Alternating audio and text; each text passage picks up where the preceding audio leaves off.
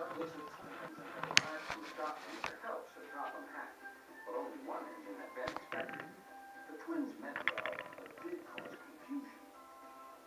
Sir Topham Hatt had given them numbers, Down 9, Douglas 10, but he was still planning to send one engine home.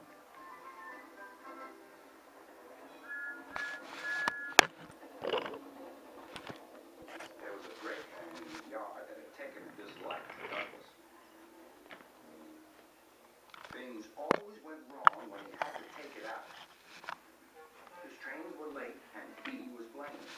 Douglas began to worry. Donald, his twin, was angry. "You're a muckle nuisance," said Donald.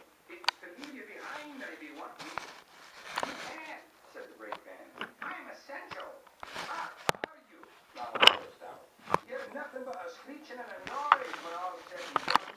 Spike up you, would you? Oh! Oh! Cried the van. Behave. The van behaved better until one day Donald had an accident. The rails were slippery. He couldn't stop in time.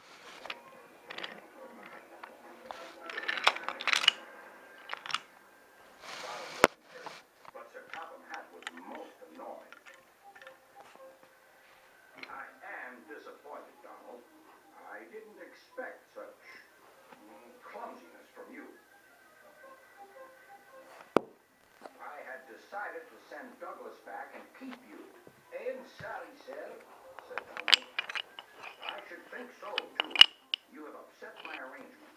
Now, James will have to help with the goods work while you have your tender mended. James won't like that." Sir Topham Hatt was right. James grumbled dreadfully about extra work.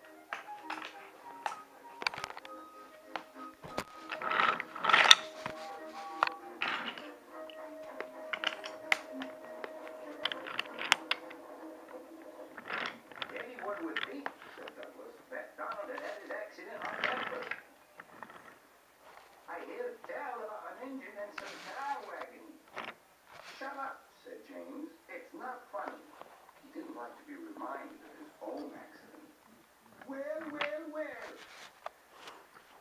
Surely, James, it wasn't you. You didn't say." James he swallowed the salt. "Of course," snickered the spiteful brake van. "We'll try to make him crosser still." "Hold back," whistled the freight car from together. James did his best, but he was exhausted when he reached Edward Station. Luckily, Douglas was there. "Help me up the hill, please," panted James. "These freight cars are playing tricks." "Go them," said Douglas.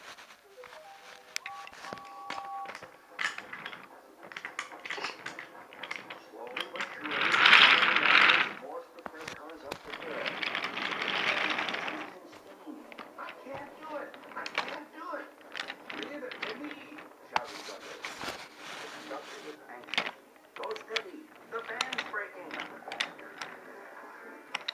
The van was in pieces. No one had been hurt, and soon Edward came to clear the mess. Sir Topham Hatt was on board. "I might have known it would be Douglas," he said. "Douglas was grand, sir," said Edward.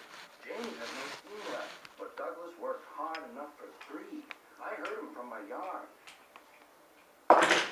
2 would have been enough, said Sir Topham Hatt.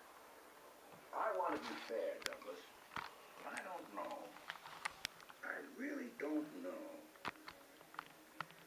Sir Topham Hatt was making up his mind about which engine to send away, but that's another story.